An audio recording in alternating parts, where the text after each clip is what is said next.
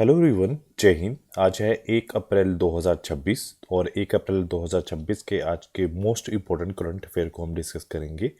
तो चलिए स्टार्ट करते हैं। आज का फर्स्ट और इम्पोर्टेंट क्वेश्चन, हमें पता है कि इस साल जनगणना होगी, तो पूछा गया है क्वेश्चन कि जब जनगणना है 2027 का, उसका पहला चरण कब से शुरू होगा। तो उसका जो पहला चरण है वो आज से शुरू होगा, मतलब 1 अप्रैल 2026 से वो शुरू किया जाएगा। तो इस जनगणना में क्या खास है, तो अगर बात की जाए जनगणना 2027 की, राजपत्र अधिसूचना 16 जून 2025 को जारी की गई थी। यह भारत की 16वीं जनगणना होगी, पर स्वतंत्रता के बाद ये 8वीं जनगणना होगी। केंद्र सरकार की जनगणना 2027 के लिए 33 प्रश्न तय की जाएंगे, जिसमें पूछा जाएगा आपकी शादी हुई है, कितने बच्चे हैं, ये ऐसे ऐसे जो क्वेश्चंस हैं उनको वो 33 प्रश्न पूछे जाएंगे। तो भारत के रजिस्ट्रार जनरल और जनगणना आयुक्त मृत्युंजय कुमार नारायण ने यह बताया है कि जो जनगणना है वो 2 चरणों में आयोजित हो जाएगी। तो जो पहला चरण है वो आज से सितंबर 2026 तक पूरा किया जाएगा। पहले चरण के लिए एक ऑनलाइन पोर्टल जो है लॉन्च किया जाएगा, और जहां पर लोग स्वयं गणना भी कर सकते हैं, जिसकी जो अवधि होगी वो 15 दिन के लिए होगी। उसके साथ साथ जो स्वयं गणना पोर्टल में कुल 16 भाषाएं जो है उपलब्ध होंगी, और पहले चरणों में घरों की लिफ्टिंग और घरों का डाटा इकट्ठा किया जाएगा। लिस्टिंग इकट्ठी की जाएगी और डाटा इकट्ठा किया जाएगा। और दूसरा चरण जो होगा वो कब होगा, वो अगले साल फरवरी 2027 से शुरू किया जाएगा। यह जनगणना की गणना की जाएगी। यह जनगणना जो है पूरी तरह से डिजिटल होगी, और आज़ादी के बाद जो पहली बार जनगणना में जाति गणना जो है शामिल किया जाएगा। इससे पहले अंग्रेजों के समय 1931 तक ही जाति आधारित जनगणना हुई थी। जनगणना 2027 के जो ब्रांड एम्बेसडर हैं, तो उनका नाम है सुदर्शन पटनायक है, जो एक प्रसिद्ध रेत कलाकार है। अगर शुभांकर की बात की जाए जनगणना की, तो महिला है प्रगति, और पुरुष कौन है, विकास, उसके जो है शुभांकर है। अगला क्वेश्चन है, पूछा गया है कि वर्ल्ड आर्चरी द्वारा para Archer of the year 2025 के लिए किसे नॉमिनेट किया गया है। तो उसका जो राइट ऑप्शन है, तो शीतला देवी को है, जो हाल में ही नॉमिनेट किया गया है। तो भारत की जो शीतला देवी है, उनको वर्ल्ड आर्चरी द्वारा para Archer of the year 2025 के लिए नॉमिनेट किया गया है। जो शीतल देवी हैं वो जम्मू कश्मीर से हैं। उन्होंने 2025 में दक्षिण कोरिया में आयोजित वर्ल्ड पैरा आर्चरी चैंपियनशिप में महिला कंपाउंड जो व्यक्तिगत स्पर्धा की बात की जाए, तो उन्होंने जो है स्वर्ण पदक अपने नाम किया था। वह स्वर्ण पदक जीतने वाली पहली और एकमात्र आर्मलेस महिला तीरंदाज जो हैं आर्चरी हैं। और इसके अलावा एशिया कप स्टेज 3 के लिए भारत की सक्षम जूनियर टीम में चुने जाने वाली पहली जो पैरा एथलीट भी बनी है। पैरा ओलंपिक्स 2024 में उन्होंने मिश्रित टीम कंपाउंड इवेंट में कांस्य पदक जीता है। पैरा वर्ल्ड आर्चरी कंपटीशन की बात की जाए 2023 की, उन्होंने रजत पदक अपने नाम किया है, और उनको अर्जुन पुरस्कार 2023 में भी सम्मानित किया गया है। एशियाई पैरालंपिक समिति द्वारा उन्होंने वर्ष 2023 में सर्वश्रेष्ठ युवा एथलीट भी चुना गया है। उसके साथ साथ अगर हम बात करें भारतीय क्रिकेटर और उससे जुड़े हुए कुछ और संबंधित प्रमुख जो है सम्मान और पुरस्कार, तो जो पुरस्कार है, जो सर्वश्रेष्ठ अंतर्राष्ट्रीय पुरस्कार अगर पुरुष की बात की जाए तो वो शुभमन गिल को मिला है। सर्वश्रेष्ठ अंतर्राष्ट्रीय महिला क्रिकेटर स्मृति मंदाना को, कर्नल सी के Naidu life time achievement award जो है राहुल द्रविड़ को और रोजर बैनी को। बीसीसीआई जो लाइफ टाइम अचीवमेंट अवार्ड 2 महिला की बात की जाए मिताली राज को, BCC Indian sports women of the year 2025 की स्मृति मंदाना को, पद्मश्री 2026 रोहित शर्मा को क्रिकेट में, हरमनप्रीत कौर को क्रिकेट में, और सविता पुनिया को हॉकी में दिया गया है। उसके साथ साथ अगला क्वेश्चन है, गुजरात के कच्छ जिले में लगभग जो है 10 साल बाद अत्यंत दुर्लभ पक्षी के चूजे का जो जन्म हुआ है। तो उसका जो राइट ऑप्शन है वो है द ग्रेट इंडियन बस्टर का जो चूजा है वो 10 साल बाद फिर से दिखाई दिया है। तो ये हुआ क्या है, तो गुजरात के कच्छ जिले में लगभग 10 साल बाद अत्यंत दुर्लभ ग्रेट इंडियन बस्टर्ड का जो है एक चूजा जन्मा है। यह जन्म जो है अबदास के घस के मैदानों में हुआ है। पक्षी का अगर वैज्ञानिक नाम की बात की जाए एरोडोटिस निगेरिसेप्स जो है उसका द इंडियन ग्रेट बस्टर्ड का एक साइंटिफिक नेम है। यह राजस्थान का राज्य पक्षी भी है और इन पक्षियों को घास के मैदान और चरागाह जो है इंडिकेटर स्पीशीज के रूप में माना जाता है। यह पक्षी भारत के सबसे गंभीर रूप से क्रिटिकल एंडेंजर्ड लिस्ट के अंदर सूची में शामिल था। उसके बाद अगला क्वेश्चन है, हॉकी इंडिया के 8वें एडिशन की बात की जाए तो वार्षिक पुरस्कार 2025 में पुरुष प्लेयर ऑफ द ईयर किसे चुना गया है? तो उसका राइट ऑप्शन है हार्दिक सिंह को जो है जो है प्लेयर ऑफ द ईयर चुना गया है। उसके साथ साथ अगर बात की जाए हॉकी इंडिया 8वें वार्षिक समारोह 2025 में प्लेयर ऑफ द ईयर महिला की बात की जाए नवनीत कौर को, प्लेयर ऑफ द ईयर पुरुष की बात की जाए हार्दिक सिंह को, lifetime achievement major Dhyanchand award Jafar Iqbal को और goalkeeper of the year 2025 Bichu Devi Kharibam को और defender of the year Sanjay को, मिड फिल्टर जो है ऑफ द ईयर जो है सुमित को, forward of the year Sukhjeet Singh को, उभरती खिलाड़ी जो है महिला अंडर 21 की बात की जाए साक्षी राणा को, उभरते खिलाड़ी पुरुष अंडर 21 में प्रिंस दीप सिंह को चुना गया है।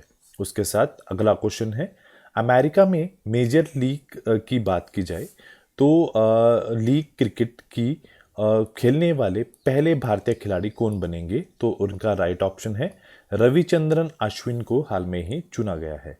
तो इसमें हुआ क्या है, भारत के जो पूर्व स्पिनर की बात की जाए जिनका नाम क्या है रविचंद्रन अश्विन है, अमेरिका की मेजर लीग क्रिकेट में खेलने वाले जो भारत के पहले खिलाड़ी बनेंगे। और अश्विन जो है मेजर लीग क्रिकेट में सैन फ्रांसिस्को यूनिक जो को टीम से खेलेंगे। उन्होंने पहले ऑस्ट्रेलिया के बिग बैश लीग में सिडनी थंडर के टीम के अनुबंध किया था, लेकिन घुटने की सर्जरी के कारण वो नहीं खेल पाए थे। रविचंद्रन अश्विन ने दिसंबर 2024 में अंतर्राष्ट्रीय क्रिकेट से संन्यास की घोषणा की थी। अगला क्वेश्चन है, हाल में ही किस राज्य की संस्कृति मंत्री जो है जुपाली कृष्णा राव को विश्व शांति में योगदान के लिए ग्रैंड प्राइज से जो है सम्मानित किया गया है? तो वो कहाँ से हैं? वो तेलंगाना से हैं, जिन्हें हाल में ही सम्मानित किया गया है। तो तेलंगाना के जो पर्यटन और संस्कृति मंत्री है जुपाली कृष्ण राव को विश्व शांति में योगदान के लिए ग्रैंड पुरस्कार से सम्मानित किया गया है। यह सम्मान हैदराबाद में आयोजित अंतर्राष्ट्रीय बौद्ध सम्मेलन में प्रदान किया गया है। महान जो दार्शनिक आचार्य नागार्जुन ने कृष्णा नदी के किनारे माध्यमिक दर्शन और शून्यता सिद्धांत का विकास, इसी कारण यह क्षेत्र जो है ऐतिहासिक रूप से ज्ञान का प्रमुख केंद्र माना जाता है। उसके साथ साथ कुछ और भी प्राइज दिए गए हैं। स्टॉकहोम वाटर प्राइज को किसे 2026 किसे दिया गया है? कावेश मंदानी को, जो कि एक ईरानी वैज्ञानिक है। और जो जो वाटर प्राइज है उसको जल का नोबेल प्राइज भी बोला जाता है। फ्रांस का लेग्निन डी ऑनर सम्मान जो है कमांडर रैंक प्राप्त करने वाले पहले भारतीय राजदूत कौन है? जावेद अशरफ बने हैं। टाटा समूह के अध्यक्ष एन चंद्रशेखरन को ब्रिटेन के राजा किंग्स चार्ल्स तृतीय द्वारा knight commander of the most excellent order of the British empire से सम्मानित किया गया है। रिलायंस मेट सिटी हरियाणा में lead for the cities and plan and design के तहत भारत का जो पहला प्लैटिनम प्री सर्टिफिकेशन हाल में ही मिला है। उसके साथ साथ Mark Lynton History Prize 2026 William Dalrymple को मिला है और ये इतिहासकार हैं स्कॉटलैंड से और पुस्तक इनकी कौन सी है? The golden road. उसके साथ महिला सशक्तिकरण पुरस्कार 2026 को ये एक भारतीय अभिनेत्री जो रितु सेनगुप्ता को मिला है। आर्ट एंड कल्चर श्रेणी से सम्मानित किया गया है। महिला सशक्तिकरण टेलीविजन पुरस्कार 2026 की बात की जाए तो might be this is a wrong statement. और उसके साथ साथ MP Birla memorial award 2026 Yashwant Gupta को मिला है। किस मानववादी जो है पुरस्कार 2025 नीता अंबानी को मिला है। Alumni award for the professional excellence KV Subramanyam को मिला है, जो शिक्षा विशेषज्ञ एवं भारत के पूर्व मुख्य आर्थिक सलाहकार हैं जो थे। उसके साथ साथ बात की जाए हाल में ही 2 साल से कम उम्र के बच्चों के लिए स्क्रीन का प्रयोग ना करने का निर्देश किसने दिया है? तो उसका जो राइट ऑप्शन है तो यूनाइटेड किंगडम ने ये आदेश हाल में ही सुनाया गया है। तो इसमें यूनाइटेड किंगडम ने बच्चों की स्क्रीन टाइम को लेकर सख्त नियम बना दिए गए हैं।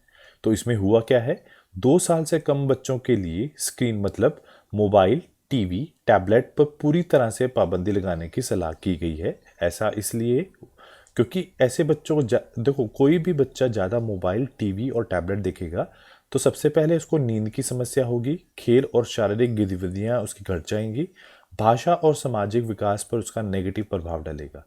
अगर बात की जाए 2 से 5 साल के बच्चों के लिए रोजाना अधिकतम 1 घंटे की स्क्रीनिंग बहुत जरूर मतलब इतनी ही बहुत है। उसके साथ साथ अतिरिक्त सलाह है खाने के समय स्क्रीन का प्रयोग ना करें।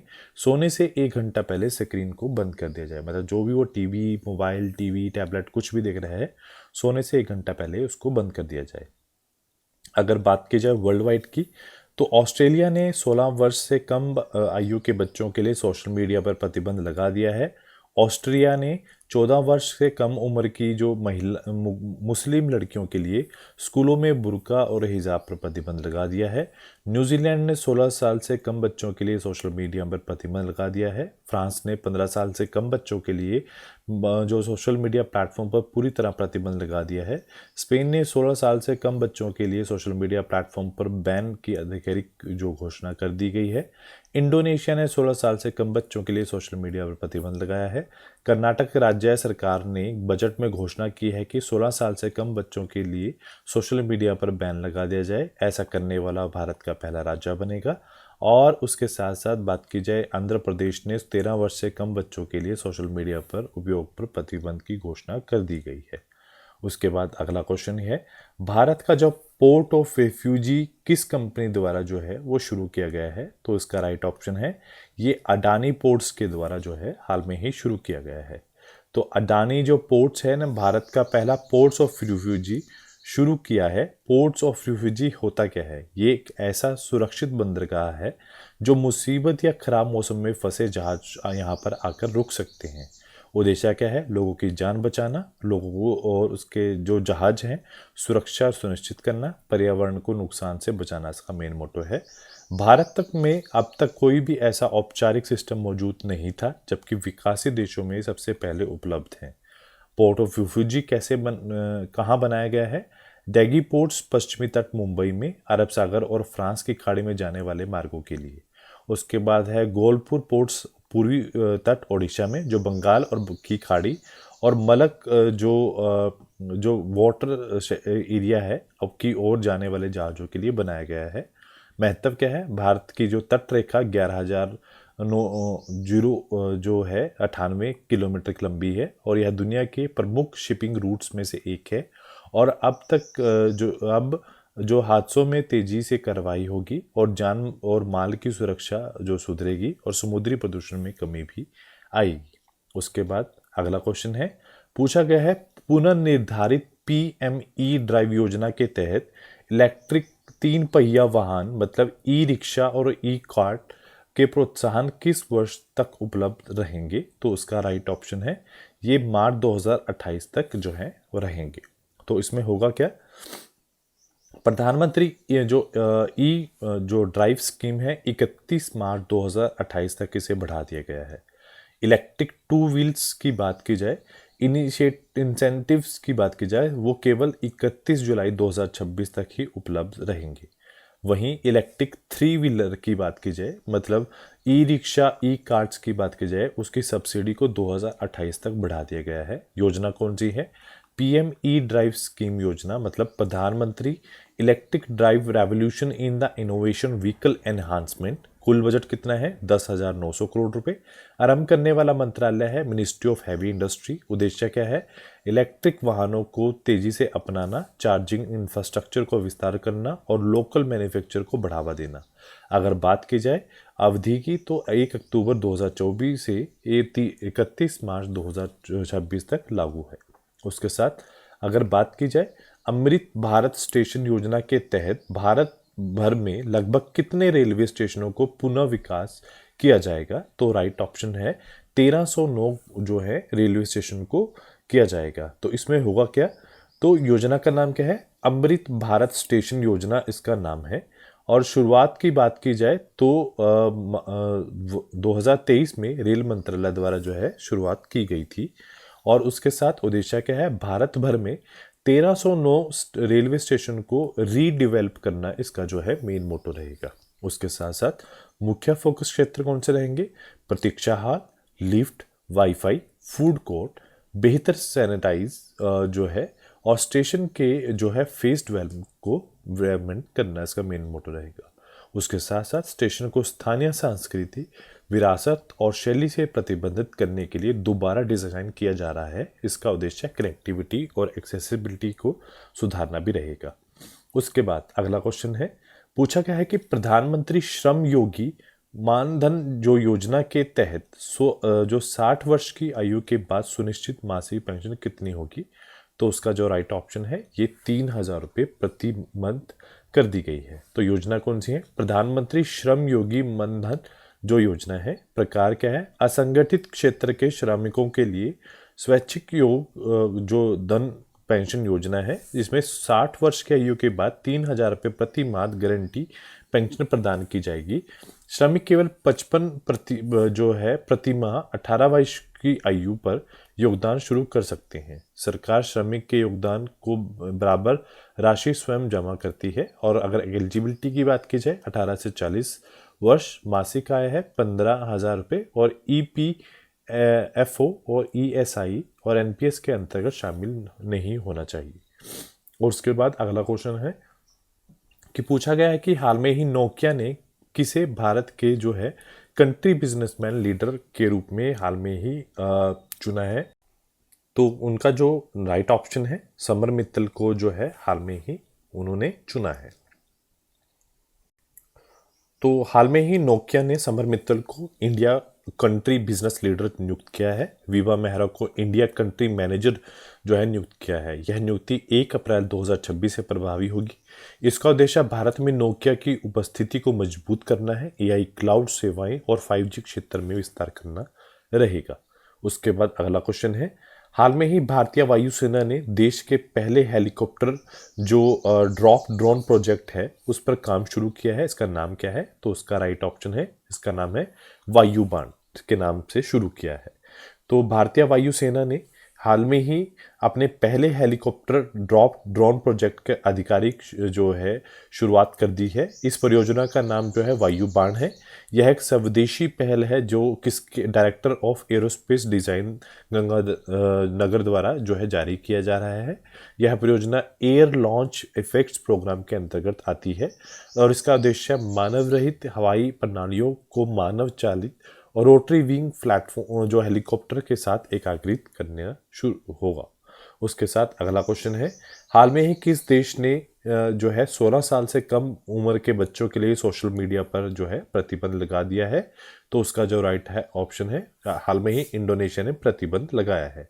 तो इंडोनेशिया ने 28 मार्च 2026 से 16 साल से कम बच्चों के लिए सोशल मीडिया और ऑनलाइन प्लेटफॉर्म पर प्रतिबंध लगा दिया है। यह कदम ऑस्ट्रेलिया के बाद लिया गया है। फायदा क्या है? ऑनलाइन दुरुपयोग से बचना, ऑनलाइन जो सुरक्षा जागरूकता बढ़ाना, और इंडोनेशिया दक्षिण पूर्व एशिया में ऐसा कानून करने वाला पहला देश बना है जिन्होंने प्लेटफॉर्म पर प्रतिबंध लगा दिया है, जैसे TikTok, Instagram, Facebook, YouTube, threads, x जो ट्विटर्स हैं, ये सब के ऊपर उन्होंने हाल में ही जो है प्रतिबंध लगा दिया है। उसके बाद पूछा गया है नेक्स्ट क्वेश्चन, उष्ण कटिबंधीय चक्रवात नारे जो है तो वो किस क्षेत्र में भारी तबाही उसने हाल में ही मचाई है? तो उसने हाल में ही ऑस्ट्रेलिया के अंदर भारी तबाही मचाई है। तो उष्णकटिबंधीय चक्रवात नारेल जो है पश्चिमी ऑस्ट्रेलिया में भारी तबाही मचाई है। पश्चिमी ऑस्ट्रेलिया के कुछ हिस्सेदार जो हिस्से हैं उसमें शक्तिशाली धूल भरी आंधी चलने के कारण आसमान का रंग लाल हो गया है। और ट्रॉपिकल साइक्लोन वह तूफान है जो कर्क और मकर रेखाओं के बीच में गर्म महासागरीय सतह पर बनता है। ऐसे चक्रवात केंद्र में वायुदाब अत्यंत कम होता है और बाहर की ओर बढ़ते हुए वायुदाब को क्रमांकित रूप से बढ़ जाता है। उसके बाद लास्ट में हम डिस्कस करते हैं वीकली करंट अफेयर्स को। तो सबसे पहला है ICC T20 वर्ल्ड कप 2026 जो है भारत ने जीता है। चापचार कटु उत्सव मिजोरम में मनाया गया है। बलेंद्र शाह नेपाल के सबसे युवा प्रधानमंत्री बने हैं। माल्टा 2027 राष्ट्रमंडल युवा खेलों की मेजबानी करेगा। सरहुल उत्सव जो है झारखंड में है, हाल में ही मनाया गया है। और रॉयल चैलेंजर्स बेंगलुरु जो है आईपीएल की सबसे महंगी टीम बनी है। गोधन योजना छत्तीसगढ़ में शुरू की है। और उसके बाद यूसीसी बिल पास करने वाला दूसरा राज्य गुजरात बना है। पहला राज्य कौन है? उत्तराखंड है। भारत चीन को पछाड़कर अमेरिका में कॉटन प्रोडक्ट्स का सबसे बड़ा निर्यात बना है।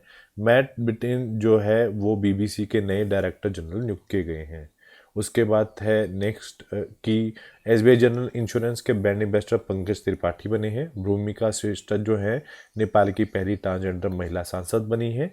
तेलंगाना सरकार ने इंदिराम जो परिवार जो जीवन बीमा योजना की शुरुआत की है। भारत का दूसरा पूर्ण साक्षर केंद्र जो प्रदेश है वो चंडीगढ़ बना है। उत्तराखंड सरकार ने ई स्वास्थ्य धाम पोर्टल शुरू किया है। मातुआ धाम मेला जो है पश्चिम बंगाल में आयोजित हुआ है। पंचू डोलन मेला जो है उड़ीसा में। मयंक चक्रवर्ती भारत के 94 ग्रैंड मास्टर बने हैं। सूर्या मिद्धा जो है सेल्फ मेड बिलियनियर बने हैं, सबसे युवा। और तमिलनाडु 2024 और 25 में भारत का टॉप टेक्सटाइल निर्यातक राज्य बनकर उभरा है। तो आज के लिए इतना ही। Do like share subscribe my channel. Thank you so much.